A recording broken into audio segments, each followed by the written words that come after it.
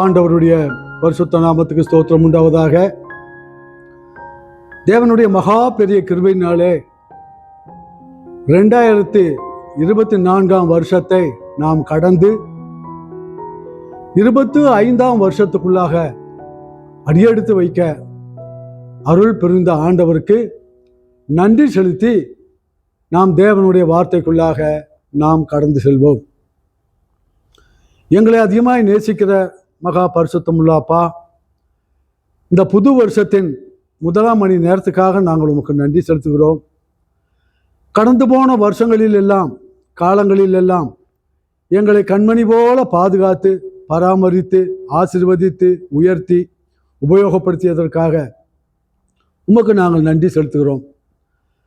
24 வருஷத்தில் உயிரோடு இருந்த அநேக மக்கள் இந்த 25 வருஷத்தின் முதல் நாளிலே அவர்கள் உயிரோடு இல்லை. ஆனாலும் உம்முடைய கிருபையினாலே கர்த்தாவே எங்களுக்கு ஜீவனையும் சுகத்தையும் பலத்தையும் ஆரோக்கியத்தையும் ஆசீர்வாதங்களையும் நீர் கொடுத்ததற்காக நாங்கள் உமக்கு நன்றி செலுத்துகிறோம். ஆண்டவரே, எப்படி கடந்து போன அநேக வருஷங்களிலே நீர் எங்களை பாதுகாத்து பராமரித்து எங்களை ஆசீர்வதித்து உயர்த்தி நடத்தினீரோ, அதே போல இந்த புது வருஷத்திலும் எங்களுக்கு உண்டான எல்லாவற்றையும் உம்முடைய கரத்திலே பூரணமாக ஒப்பு கொடுத்து விடுகிறோம். எங்களுடைய சித்தத்தையும் எங்களுடைய ஆசைகளையும் எங்களுடைய திட்டங்களையும் எங்களுடைய விருப்பங்களையும் எங்களுடைய வேண்டுதல்களையும் எங்கள் குடும்பங்களையும் எங்கள் ஊழியங்களையும் எங்கள் பிள்ளைகளையும் முற்றிலுமாக உம்முடைய சமூகத்திலே நாங்கள் கொடுக்கிறோம். இந்த வருஷம் எங்களுக்கு ஆசீர்வாதமாக இருப்பதாக, இந்த வருஷம் எங்களுக்கு சமாதானம் சந்தோஷம் நிறைந்த வருஷமாக இருப்பதாக, இந்த வருஷம் எங்களுக்கு விடுதலையும் வெற்றியும் நிறைந்த வருஷமாக இருப்பதாக, இந்த வருஷத்திலே போன வருஷத்தை விட நாங்கள் நன்றாக ஜெபிக்கவும், போன வருஷங்களிலே நாங்கள் செய்த ஊழியங்களை விட வல்லமையான ஊழியங்களை செய்யவும், இன்னும் அதிகமான ஆத்மாக்களை உம்முடைய ராஜ்யத்துக்கு அறுவடை செய்யவும் எங்களை ஆத்ம பாரமுள்ள மக்களாக மாற்றும். உம்முடைய வழியை எங்களுக்கு போதித்தள்ளும். உம்முடைய கிருபையை எங்களுக்கு அளவில்லாமல் தாரும். உம்முடைய ஞானத்தையும் உம்முடைய எல்லா ஆசீர்வாதங்களையும் எங்களுக்கும் எங்கள் குடும்பத்துக்கும் எங்கள் சபைக்கும் அளவில்லாமல் தாரும். இயேசுவின் நாமத்தால் வேண்டிக் கொள்கிறோம் பிதாவே, ஆமென். ஆண்டவருடைய பரிசுத்த நாமத்துக்கு மகிமை உண்டாவதாக. ஒரு சிறு பாடலை பாடி நாம் இந்த புது வருஷத்துக்குள்ளாக நாம் கடந்து செல்வோம். கலங்காதே கலங்காதே, கர்த்தர் உன்னை கைவிட மாட்டார். கலங்காதே கலங்காதே, கர்த்தர் உன்னை கைவிட மாட்டார். கலங்காதே கலங்காதே. ஆண்டவருடைய பரிசுத்த நாமத்துக்கு ஸ்தோத்திரம். இந்த நாளிலே ஆண்டவர் நமக்கு கொடுக்கிற சில வார்த்தைகளை படித்து நம்ம தியானத்துக்குள் கடந்து செல்லலாம். மத்தேயு எழுதின சுவிசேஷம் 7ஆம் அதிகாரம் 21ஆம் வசனத்தில் இருந்து 23 வசனங்கள் முடிய நாம் படிக்கலாம். Matthew chapter 7 verses from 21 to 24. பரலோகத்தில் இருக்கிற என் பிதாவின் சித்தத்தின்படி செய்கிறவனே பரலோக ராஜ்யத்தில் பிரவேசிப்பானே அல்லாமல் என்னை நோக்கி கர்த்தாவே கர்த்தாவே என்று சொல்லுகிறவன் அதில் பிரவேசிப்பதில்லை. அந்நாளிலே அநேகர் என்னை நோக்கி கர்த்தாவே கர்த்தாவே, உமது நாமத்தினாலே தீர்க்க தரிசனம் உரைத்தோம் அல்லவா, உமது நாமத்தினாலே பிசாசுகளை துரத்தினோம் அல்லவா, உமது நாமத்தினாலே அநேக அற்புதங்களை செய்தோம் அல்லவா என்பார்கள். அப்பொழுது நான் ஒரு காலும் உங்களை அறியவில்லை, அக்கிரமை செய்கைக்காரரே என்னை விட்டு அகன்று போங்கள் என்று அவர்களுக்கு சொல்லுவேன். ஆகையால் நான் சொல்லிய இந்த வார்த்தைகளை கேட்டு இவைகளின்படி செய்கிறவன் எவனோ அவனை கண்மலையின் மேல் தன் வீட்டை கட்டின புத்தியுள்ள மனுஷனுக்கு ஒப்பிடுவேன். ஆண்டவருடைய பரிசுத்த நாமத்துக்கு ஸ்தோத்திரம். இந்த புது வருஷத்துல ஆண்டவர் நமக்கு கொடுக்கக்கூடிய ஒரு புத்தாண்டு வார்த்தை என்னவென்றால், நீங்கள் தேவனுடைய நாமத்தை வணங்குகிற நாம் ஒவ்வொருவரும் அவருடைய சித்தத்தை செய்து பழக வேண்டும் என்று அவர் சொல்லுகிறார். ஒருவேளை நம்முடைய வாழ்க்கையிலே அநேக வரங்களையும் அநேக கிருபைகளையும் அநேக ஞான நன்மைகளையும் ஆல்ரெடி நாம் பெற்ற மக்களாக நாம் இருக்கலாம். ஆவிக்குரிய வாழ்க்கையிலே சற்று அனுபவம் மிகுந்தவர்களாகவே நம்ம காணப்படலாம். 20 வருஷம், 30 வருஷம், 35 வருஷம், 50 வருஷம், 55 வருஷம் ஆண்டவரை ஏற்றுக்கொண்டு அவருடைய வார்த்தைகளை படித்து அதன்படி நடக்க பிரயாசப்படுகிற மக்களாக அநேக படிகள் உயர்ந்தவர்களாக கூட நம்ம இருக்கலாம். நான் ரட்சிக்கப்பட்டு 50 வருஷம் ஆகிவிட்டது, நான் ஆவியின் அபிஷேகம் பெற்று 48 வருஷம் ஆகிவிட்டது, இப்படிப்பட்ட ஒரு எண்ணமுள்ள மக்கள் தான் சடுதியாக மேலே இருந்து கீழே விழுவதற்கு சாத்தான் அநேக காரியங்களை செய்து கொண்டிருக்கிறான். ஒரு மாடி படியிலே நாம் ஏறுகிறோம். 2 படி 3 படி ஏறும்போது ஒருவன் கால் தவறி கீழே விழுந்தால் அவனுக்கு அதிகமாக அடிபடாது, அதிக ஆபத்தும் ஏற்படாது, அதிக டேமேஜும் ஏற்படாது. ஆனால் ஒருவன் 10 படி 20 படி 30 படி ஏறிய பின்பு அங்கே இருந்து அவன் சறுக்கி விழுந்தால் அவனுக்கு பலத்த அடிபடும். ஒருவேளை கைகால்களினுடைய எலும்பு முறிக்கப்படும், ஒருவேளை அவனுடைய மண்டை உடையும், அவனுடைய இரத்த காயங்களினாலே அவன் அடைய வாய்ப்பு இருக்கிறது. இன்னும் கொஞ்சம் ஏமாந்தால் அவனுடைய உயிர் போகக்கூட வாய்ப்புகள் இருக்கிறது. ஆகவே ஆவிக்குரிய வாழ்க்கையிலே ஆரம்ப கட்டத்திலே இருக்கிற விசுவாசிகளை விட அதிகமாக அனுபவம் உள்ளவர்கள், அதிக வருஷத்துக்கு முன்பாக ரட்சிக்கப்பட்டவர்கள், நான் ஆவியிலே உயர்ந்து விட்டேன், நான் இப்படி பண்ணுகிறேன் அப்படி பண்ணுகிறேன், ஆயிரமான ஆத்துமாக்களை ஆதாயம் பண்ணியிருக்கிறேன், இத்தனை சபைகளை நான் நடத்துகிறேன், அல்லது இப்படியாக நான் சில கூட்டங்களையும் மீட்டிங்களையும் நடத்தி அநேகருக்கு அற்புதங்களையும் அடையாளங்களையும் செய்திருக்கிறேன், நான் ஜெபித்தால் பிசாசுகள் ஓடும், பேய்கள் ஓடும், நோய்கள் ஓடும், இப்படியாக ஆண்டவர் என்னை வல்லமையாக உபயோகப்படுத்திக் கொண்டிருக்கிறார் என்று யார் யாரெல்லாம் இப்படிப்பட்ட அனுபவங்களை, உயர்ந்த அனுபவங்களை உடையவர்களாக இருக்கிறார்களோ அவர்கள் தங்களுடைய அனுபவங்களை குறித்து ஜாக்கிரதையாக இருக்க வேண்டும். அனுபவங்கள், வாழ்க்கையின் பிரச்சனைகள், வாழ்க்கையின் உயரங்கள் உயர்ந்து கொண்டே போகும்போது, அனுபவமும் ஆசீர்வாதமும் கூடிக்கொண்டே போகும் பொழுது, எப்படி ஒரு மனிதன் உயரத்திலே ஏற ஏற அவன் அதிக ஜாக்கிரதையாக மெதுவாக ஏற வேண்டுமோ, அதே போல ஆவிக்குரிய வாழ்க்கையிலும் அநேக வருஷங்களுக்கு முன்பு ரட்சிக்கப்பட்ட நாம் மிக ஜாக்கிரதையாக நாம் புறப்பட்டு செல்ல வேண்டும். நாம் கவனம் இல்லாமல் இருப்போம் என்று சொன்னார்.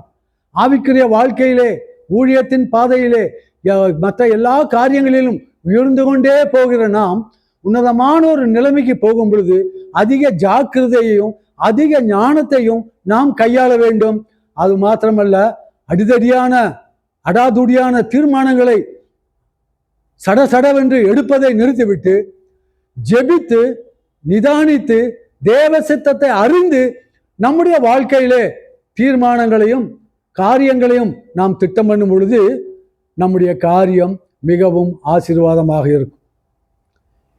நான் படிக்கப்பட்ட இந்த பாகத்திலேயே பார்க்கும் பொழுது 2 பேர் வீடுகளை கட்டுகிறார்கள். ஒருவன் மணலின் மேல் வீட்டை கட்டுகிறான்.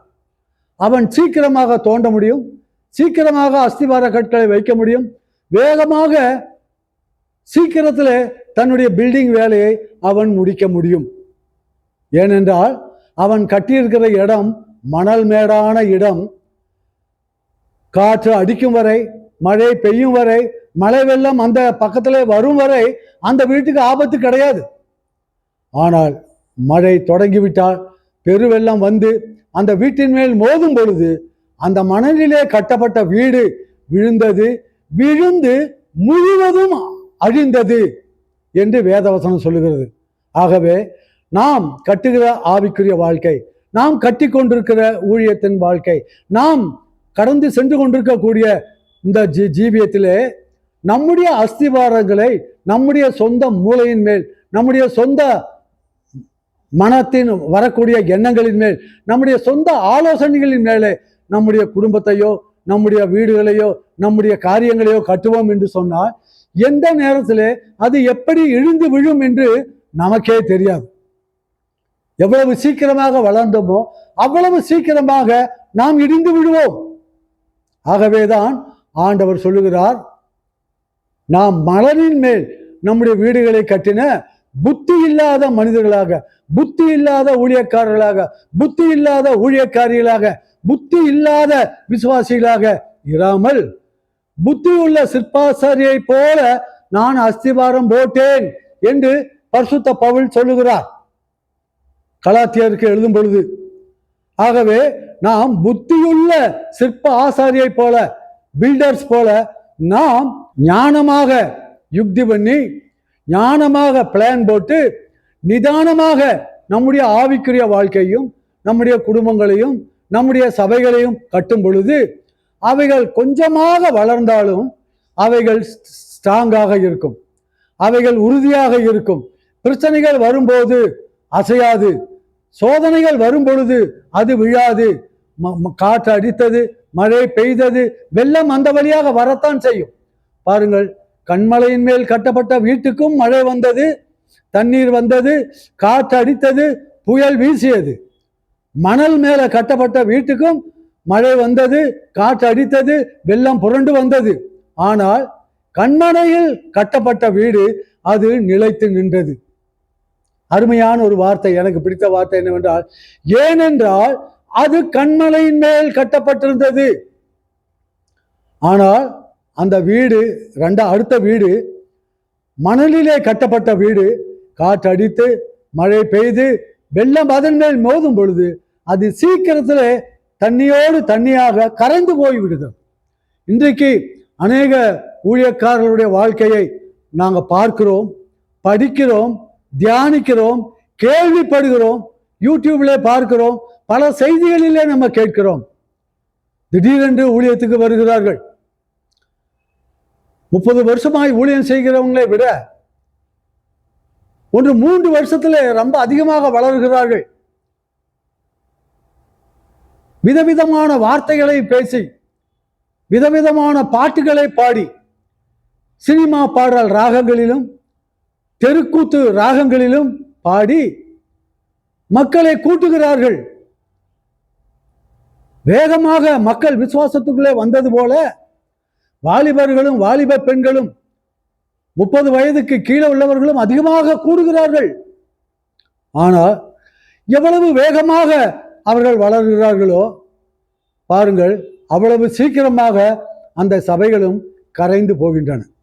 ஒரு பிரச்சனை வரும் பொழுது, ஒரு சிக்கல் வரும் பொழுது, ஒரு பாவம் வரும் பொழுது, ஒரு சோதனை வரும் பொழுது, ஒரு பயங்கரமான கஷ்டம் வரும் பொழுது அவர்களாலே ஆவிக்குரிய வாழ்க்கையிலே நிற்க முடியவில்லை. பிசாசுக்கு எதிர்த்து நின்று ஜெயிக்க முடியவில்லை. சோதனைகளுக்கு எதிராக நின்று யுத்தம் பண்ண முடியவில்லை. ஏனென்றால் முருங்கை செடியை போல வேகமாக வளர்ந்தார்கள். இந்த முருங்கை செடி ஸ்ட்ராங்காக இருக்குமா? முருங்கை மரம் ஸ்ட்ராங்காக இருக்குமா? காற்று அடித்தொடனே ஒவ்வொரு கிளையாக அது ஒடிந்து கடைசியிலே ஒரு மனிதன் கையில ஸ்ட்ராங்காக தள்ளினாவே அந்த முருங்கை மரமானது கீழே விழுந்து விடுகிறது. ஏனென்றால் வேகமாக வளர்கிறது, வேகமாக பூக்கிறது, வேகமாக காய்க்கிறது. 1 அடி 2 அடி நீளம் முருங்கைக்காய்களை கொடுக்கிறது. ஆனால் அது தேக்கு மரத்தை போல அது ஸ்ட்ராங்காக இல்லை. வாழை மரத்தை பாருங்கள், நன்றாக வேகமாக வளரும், நல்ல அருமையான கொலை தள்ளும். ஒரு மரம் ஒரு கொலையை தந்தவுடனே அது தன்னுடைய ஆயுசு நாட்களை முடித்துக் கொள்கிறது. இலையெல்லாம் காய்ந்து அடியோடு சாய்ந்து விடுகிறது. இந்த வாழை மரம் போலவும் இந்த முருங்கை மரம் போலவும் இந்த மற்ற பலகீனமான மரங்களைப் போலவும் விசுவாசிகளாகிய நாம் இருக்கக்கூடாது. நாம் ஆண்டவருக்காக தேக்கு மரங்களை போக கேதுரு மரங்களை போல செழித்து வளருவான் என்று சொல்லப்பட்டது போல நீதிமான் பனையை போல செழித்து கேதுரு மரத்தை போல வளருவான் என்று வேதம் சொல்கிறது. அவன் முருங்கை மரத்தை போல தழைத்து வாழை மரத்தை போல இருப்பான் என்று வேதத்தில் சொல்லவில்லை. கேதுரு மரத்தை போல, தேக்கு மரத்தை போல, நல்ல உறுதியான மரத்தை போல அவன் வளர்ந்து அவன் நீண்ட காலம் ஆண்டவருக்காக வாழ்வான் என்பதற்காகத்தான் அந்த வார்த்தைகள் சொல்லப்பட்டிருக்கின்றன. ஆகவே கர்த்தருடைய பிள்ளைகளே, புது வருஷத்தை தொடங்கி இருக்கிற நாம் இந்த வருஷத்திலே உன்னதமான ஆசீர்வாதங்களை பெற்றுக்கொள்ள வேண்டுமா? உயரமான ஊழியங்களை நாம் செய்ய வேண்டுமா? நாமும் நம்முடைய சபையும் நம்முடைய சபை மக்களும் கர்த்தருக்குள்ளே வேரூன்றி நிற்க வேண்டுமா? உங்களுடைய காரியங்களை எல்லாம் தேவனுடைய சித்தத்தின்படி செய்கிற மக்களாக நம்ம பழக வேண்டும். குடும்பத்திலே, தனிப்பட்ட வாழ்க்கையிலே, சபையின் காரியங்களிலே, நாம் செய்கிற தொழில்களிலே, நாம் செய்கிற பிசினஸ்களிலே, நம்முடைய அனுதின வேலைகளிலே எவ்வளவோ வேலைகளை நம்ம செய்துதான் முன்னேற வேண்டியதா இருக்கிறது. அந்த எல்லா காரியத்திலையும் நீ இயேசு கிறிஸ்துவை முன்னாலவை. இயேசு கிறிஸ்துவின் மேலேயே 100க்கு 100 நீ சாய்ந்து கொள். உன்னுடைய சித்தம் அல்ல, உன்னுடைய பலன் அல்ல, உன்னுடைய ஞானம் அல்ல, உன்னுடைய எக்ஸ்பீரியன்ஸ் அல்ல, உன்னுடைய அனுபவம் அல்ல, உன்னுடைய ஆணவம் அல்ல. இவைகள் எல்லாம் எதற்குமே உதவாது. இவைகள்லாம் ஏட்டு சுரக்காய் கறிக்கு உதவாது என்று சொன்னது போல, ஒரு பேப்பரில் வரையப்பட்ட ஒரு பூசணிக்காயை நாம் கூட்டு வைத்தோ குழம்பு வைத்தோ சாப்பிட முடியாது. அதே போல நம்முடைய கடந்த கால அனுபவங்கள், காரியங்கள் எல்லாம் நமக்கு ஒருவேளை அறிவையும் ஒரு ஆணவத்தையும் உண்டு பண்ணுமே ஒழிய ஆண்டவருக்குள்ளே ஒரு தாழ்மையையும் முதிர்ச்சியையும் தர முடியாது. முதிர்ச்சி என்று சொன்னால் மெச்சூரிட்டி என்று இங்கிலீஷில் சொல்லுகிறார்கள். ஆகவே நாம் எந்த ஒரு மனிதன், எந்த ஒரு மனுஷி, எந்த ஒரு ஊழியக்காரன், எந்த ஒரு ஊழியக்காரி கர்த்தருடைய சித்தத்தை செய்ய வேண்டும் என்று துடிக்கிறானோ, அதை செய்ய வேண்டும் என்று அவன் பழகுகிறானோ, தேவனுடைய சித்தத்தை தன்னுடைய வீட்டிலும் தன்னுடைய குடும்பத்திலும் பிள்ளைகளுடைய வாழ்க்கையிலும் தேவ சித்தத்தை கற்றுக் கொடுக்க வேண்டும் என்று பாடுபடுகிற ஒரு மனிதன், அவனுடைய குடும்பம் செழிக்கும், அவனுடைய பிள்ளைகள் செழிப்பார்கள், அவனுடைய தொழில் செழிக்கும், அவனுடைய காரியத்திலே ஆசீர்வாதத்தை பார்க்க முடியும், அவனுடைய காரியங்களிலே கனிகளை பார்க்க முடியும். அவன் எல்லா விதங்களிலும் ஆசீர்வதிக்கப்பட்டு நீதிமான் பனையை போல செழிப்பான் என்று சொன்னபடி நீதிமானை ஆண்டவர் பனையை போல ஆசீர்வதிக்கிறார். பனை மரத்தை பற்றி சிந்தித்து பாருங்கள். பனை மரத்தில் இருக்கக்கூடிய ஒரு சிறு பார்ட் கூட, ஒரு சிறு காரியங்கள் கூட வீணாகுவதே இல்லை. அதனுடைய மேல் தோள்கள் எல்லாம் விறகு எரிக்க உதவுகின்றன, அதனுடைய ஓலைகள் எல்லாம் கூரை உதவுகின்றன. பனை மரத்தினுடைய அந்த அடிபாகங்கள் எல்லாம் வீடுகளை கட்ட, உத்தரங்களை பாய, நீண்ட காலம் வீடுகளை 100 வருஷம் கூட பனை மரங்கள் கெடாமல் கரையான் அரைக்காமல் இருக்கின்றனவா. ஆகவே ஊரிலே வில்லேஜ் சைடுகளை பார்க்கும் பொழுது பனை மரத்து சட்டங்களாலும் விட்டங்களினாலும் கட்டப்பட்ட அநேக வீடுகளை பார்க்க முடியும்.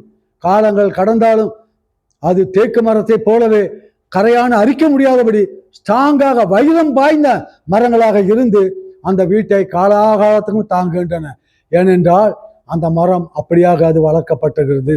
ஆண்டவர் எல்லா மரத்துக்கும் இல்லாத ஒரு ஸ்ட்ரென்த்தையும் ஒரு நல்ல ஒரு கிருபைகளையும் அந்த மரத்துக்கு ஆண்டவர் கொடுத்திருக்கிறார். ஆகவே நம்முடைய வாழ்க்கையில நீதிமான்களாக இருப்போம் என்று சொன்னால் நாம் பனைமரத்தை போல வளருவோம்.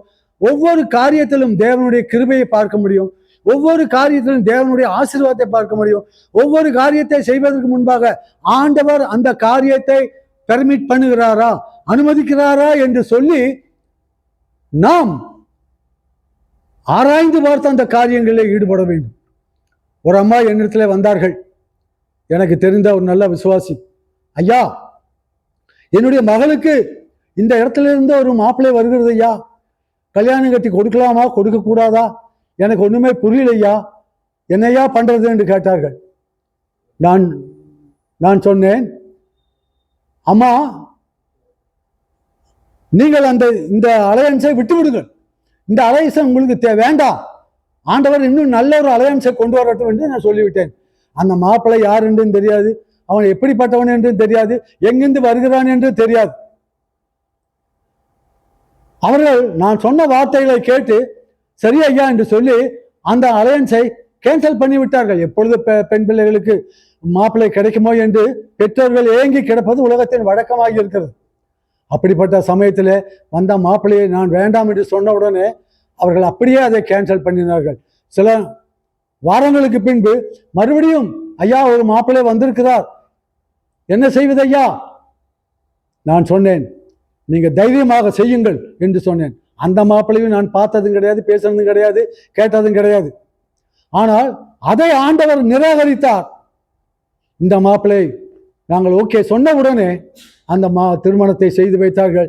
இன்றைக்கு வரைக்கும் சென்னையிலே அந்த குடும்பம் நன்றாக வாழ்ந்து கொண்டிருக்கிறது. ஆனால் தேவ சித்தத்தை பார்க்காதபடி பணத்தையும் அழகையும் படிப்பையும் சம்பளத்தையும் ஃபேமிலி பேக்ரவுண்ட், ஜாதி பேக்ரவுண்ட், அந்த பேக்ரவுண்ட், இந்த பேக்ரவுண்ட் எல்லாத்தையும் பார்த்து தங்களுடைய வாழ்க்கையை அமைத்துக் கொள்வார்கள். கடைசியில் ஆண்டவர் பார்க்கும்போது அவர்களும் பேக்ரவுண்டில் தான் நிற்பார்கள் ஒழிய ஃப்ரண்ட் கிரவுண்டில் நிற்கிறதுக்கு சான்ஸ் இல்லை. சாத்தான் அவர்களை சோதித்து விசுவாச வாழ்க்கையை விட்டு போய்விடுகிறார்கள். ஏனென்றால் அவர்கள் தேவனுடைய சித்தத்தை செய்யவில்லை, தங்களுடைய இஷ்டத்தை சொன்னார்கள்.